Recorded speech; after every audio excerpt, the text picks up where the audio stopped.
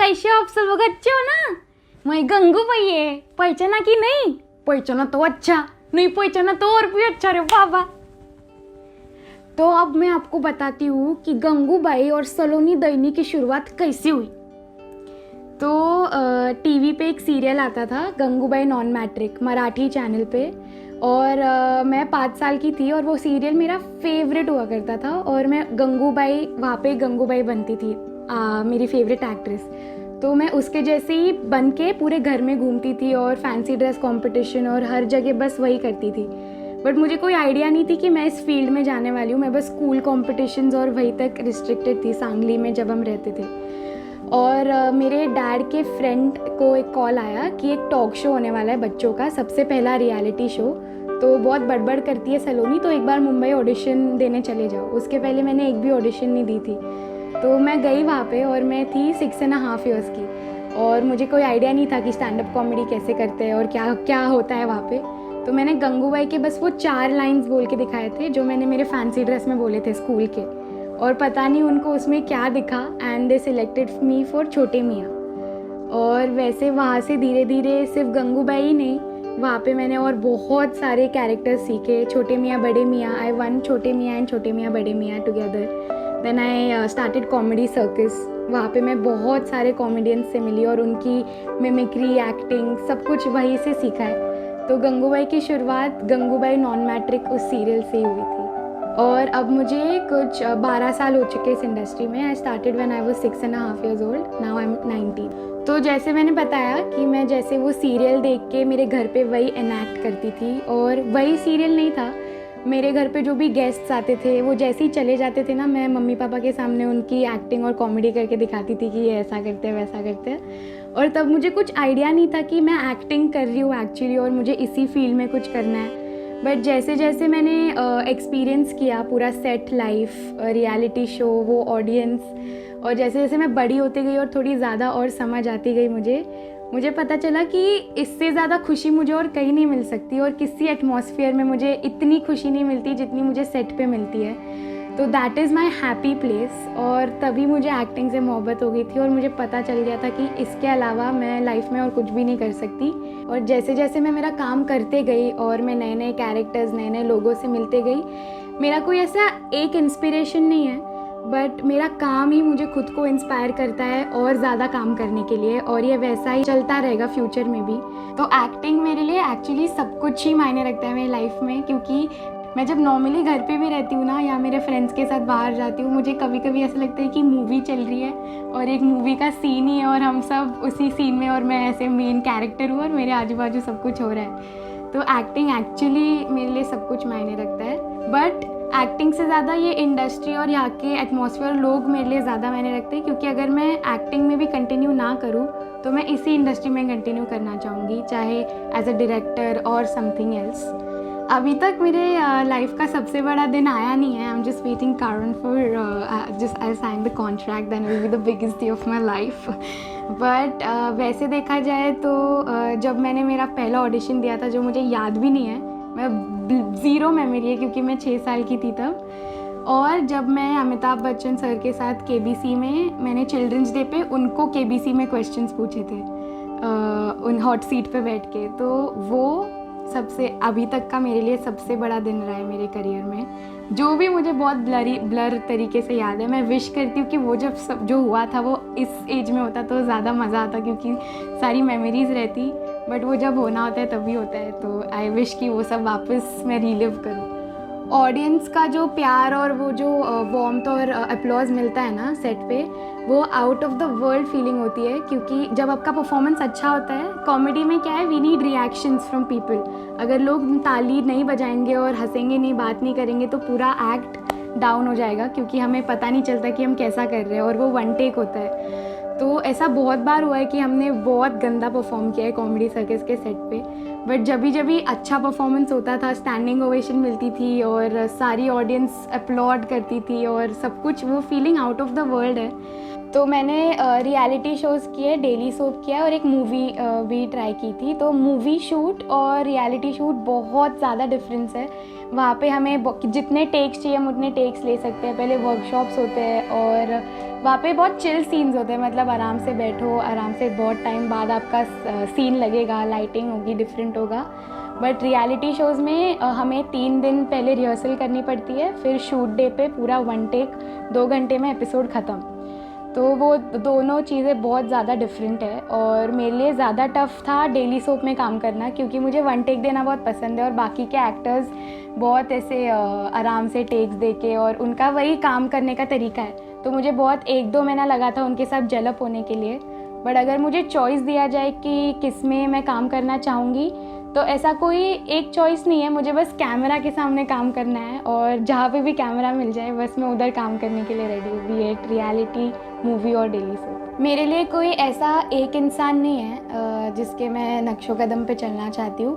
मेरे लिए मैं जिनके साथ भी काम करती हूँ ना, मैंने ऑलमोस्ट सारे बड़े लोगों के साथ ही काम किया है मेरे एज से, तो वो मुझे हर एक बंदा, जैसे कपिल शर्मा हो या सुदेश लहरी, कृष्णा, राजीव ठाकुर, उन्होंने एक एक ने मेरे एक्ट्स के लिए मेरे को कैरेक्टर सिखाया है, अलग अलग कैसे पंचेस डिलीवर करते हैं, लाइंस कैसे बोलते हैं, तो सब ने मुझे अलग अलग चीज़ें सिखाई है।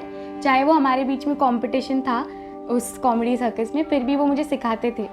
तो मेरे लिए मैं जिनके साथ काम करती हूँ ना, तो उन्हीं लोगों को एक एक उनकी सबसे बेस्ट जो कैरेक्टरिस्टिक है, जो भी मैं उनसे सीख पाऊँ, मैं हर एक के नक्शो कदम पे चलना चाहूँगी और सबसे मैं कुछ ना कुछ सीखना चाहती हूँ और बस वैसे ही आगे बढ़ना चाहती हूँ। तो मेरा अभी तो लाइफ में ये गोल है कि बड़े होके मुझे अपना एक शो चाहिए, जैसे कपिल भैया ने किया वैसा ही कुछ different, but I want something मेरे नाम का एक शो हो या ऐसा कुछ। तो मैं टचवुड अपने आप को बहुत लकी मानती हूँ कि मेरे मॉम डैड ने लाइफ में मेरे हर डिसीजन में मुझे सपोर्ट किया है।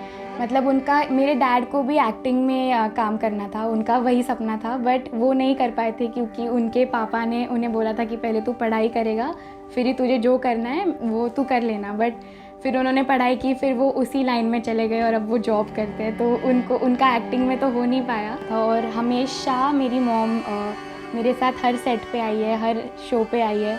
उनका ऐसा है, तुझे करना है कर, नहीं करना बंद कर दे। मतलब एक पॉइंट आया था कॉमेडी सर्कस में जब मुझे नहीं करना था, मतलब I was actually very frustrated और एक सैचुरेशन पॉइंट आ गया था और मैंने शूट पे जाने से पहले ही बहुत रोना धोना किया था कि मुझे नहीं करना। तो डैड ऑफिस से आए थे मुझे घर लेके जाने के लिए कि अब बस हो गया और हमें नहीं करना, इसको करना होगा तो ही करेंगे। तो वो सपोर्ट मेरे लिए बहुत इम्पॉर्टेंट है आगे भी, और उनका वही है कि तुझे जो करना है कर, मैं बस तुझे सपोर्ट करता रहूँगा हर एक डिसीजन में। जैसा मैंने बोला, मेरी मॉम बचपन से मेरे साथ अभी तक सेट्स पे आती रही है। उन्होंने ही मुझे गंगूबाई की वो 4 लाइन की भी स्क्रिप्ट हो या कितने भी लाइंस की स्क्रिप्ट हो, उन्होंने ही मुझे बना के दी है बचपन से। और मैं उनसे इतनी अटैच हो चुकी हूँ क्योंकि मैं और मेरी मॉम हमेशा एक साथ रहे सेट पे, और हम पुणे में रहते थे, तो छोटे मियाँ के लिए मुंबई में हमें 6 महीना रहना पड़ा था, तो मैं मॉम के साथ ही रहती थी। और अभी भी लाइव शो में मैं बिना मॉम के जाती नहीं, बट एक उनका सपोर्ट जो है मेरी लाइफ में थ्रू आउट रहा है। कोई एक ऐसा कैरेक्टर नहीं है जिससे मैंने बहुत कुछ सीखा है। जो भी मैंने कैरेक्टर्स प्ले किए उसमें से एक एक ट्रेट तो अभी भी मैं सीखती आ रही हूँ। जैसे गंगूबाई से मैंने ये सीखा है कि गंगूबाई हमेशा खुश रहती है, चाहे वो सैड हो या वो कुछ भी हो, वो हमेशा मोटिवेटेड रहती है और एनर्जी में रहती है। उसकी कॉमिक टाइमिंग, और वो कॉमिक टाइमिंग बहुत इंपॉर्टेंट है कॉमेडी में, तो गंगूबाई से मैंने वो सीखा है। फिर मैं टेढ़ी मेढ़ी फैमिली करती थी, उसमें मैं एक सुहानी का कैरेक्टर प्ले करती थी। तो वो बंदी बहुत ज़्यादा hyper energy and she wanted to try everything, swimming, dancing, skating, singing, badminton, हर चीज़ में फेल होती थी, बट फिर भी वो डिमोटिवेट नहीं होती थी। और उसका ये लाइन होता था कि ट्राई करना तो बनता है ना मम्मी, और फेल होती थी फिर भी करते जाती थी और कभी गिव अप नहीं करती थी। तो वो एक बहुत इंपॉर्टेंट चीज़ मुझे मेरे स्कूल लाइफ में, ज़्यादा पढ़ाई में इसमें कभी प्रॉब्लम नहीं आया है क्योंकि मैंने रियलिटी शोज़ किए हैं ना ज़्यादा, तो उसमें मंथ में हमें वीक में सैटरडे संडे शूटिंग होता था और वो भी रिहर्सल्स होते थे, वो स्कूल के बाद जाती थी, तो इतना प्रॉब्लम नहीं होता था। और सेट पे भी ट्यूशन टीचर आती थी पढ़ाने के लिए। और मेरा ऐसा है, जब मैं शूट करती हूँ ना तब मुझे अच्छे मार्क्स आते हैं, और क्योंकि मुझे होता है कि हाँ ये भी करना है तो पढ़ना पड़ेगा। और जब मैं शूट नहीं करती तो मैं बहुत लीनियंट हो जाती हूँ, ठीक है आराम से पढ़ लूँगी कभी भी, तो मुझे बहुत गंदे मार्क्स आते हैं। तो मैं चाहती हूँ कि मैं शूटिंग करते रहूँ ताकि मैं ये भी अच्छे से करूँ। I don't have any regrets as such, क्योंकि जो भी मैं करती हूँ मैं कभी रिग्रेट नहीं रखती, वो एक्सपीरियंस ही मानती हूँ कि सब एक्सपीरियंस करना चाहिए। और ऐसा है कि अगर मैं बाकी बच्चों जैसे कभी ऑर्डिनरी लाइफ नहीं जी पाई हूँ, वैसा कुछ भी नहीं है। तो लाइक माई पेरेंट्स, क्योंकि बहुत सारे चाइल्ड एक्टर्स के पेरेंट्स ऐसे होते हैं कि उनको अकेला कहीं जाने नहीं देते, हमेशा हर जगह उनके साथ आते हैं, चाहे वो फ्रेंड्स के साथ लंच हो या बाहर कुछ भी हो।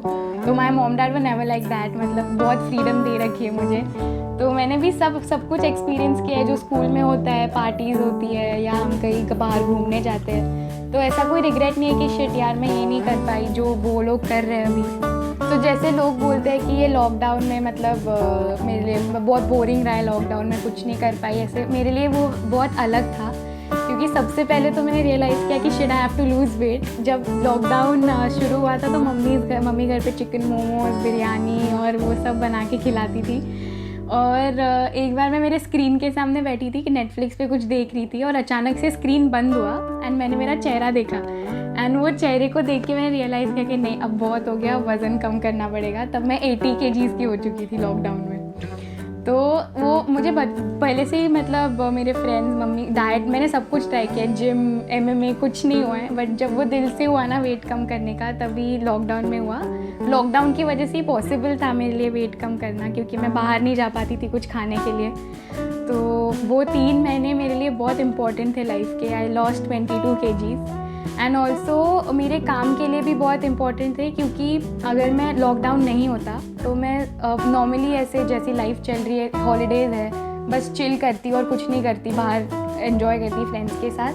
बट घर पे बैठे बैठे मुझे ये रियलाइज़ हुआ कि I have to make videos every day, I have to create new characters, post it on Instagram. वो घर पे बैठे बैठे मुझे कभी ऐसे रियलाइज़ नहीं होता। तो वहाँ पे मैं फ्री टाइम में बहुत सोचने लगी थी कैरेक्टर्स। एक राजेश का कैरेक्टर है जो मैंने लॉकडाउन में बनाया था। तो इन सब चीज़ों के लिए और मेरी पर्सनल ग्रोथ के लिए लॉकडाउन मेरे लिए बहुत इम्पोर्टेंट था, और फैमिली के लिए भी बहुत इम्पोर्टेंट था, क्योंकि मुझे कभी लगा नहीं था कि 3 महीने में मेरी फैमिली के साथ एक घर में बंद रह सकती हूँ। तो बहुत झगड़े भी हुए, बहुत मस्ती भी हुई, तो वो भी बहुत इम्पोर्टेंट था मेरे लिए। तो जाते जाते सलोनी और गंगूबाई आप सब लोगों को बस यही कहना चाहती है कि जो भी घर में छुपी हुई सलोनी है ना, उसको छुपा के मत रखो और बाहर निकालो और मस्त अपनी लाइफ को एंजॉय करो। जो करना है लाइफ में करो, बहुत काम करो, हार्ड वर्क करो और चिल भी करो। और साथ में पेरेंट्स को भी ये बोलना चाहती हूँ कि अपने बच्चे को जो करना है ना करने दो, बस सपोर्ट करते रहो। और हाँ, गंगूबाई को काम पे बुलाना, लॉकडाउन में काम की थोड़ी मंदी हो गई थी ना, तो अभी मेरे को भी काम करने का है, तो ये एंजॉय लाइफ।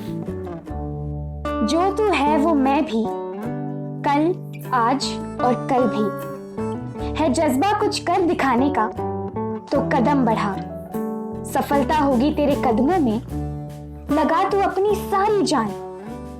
एक दिन वो भी आएगी, ना हार तू मान, बेड़िया तोड़ तू है आजाद, बस सोच बदल कर तू ले उड़ान, तू ले उड़ान। मैं सलोनी दैनी और ये मेरी कहानी।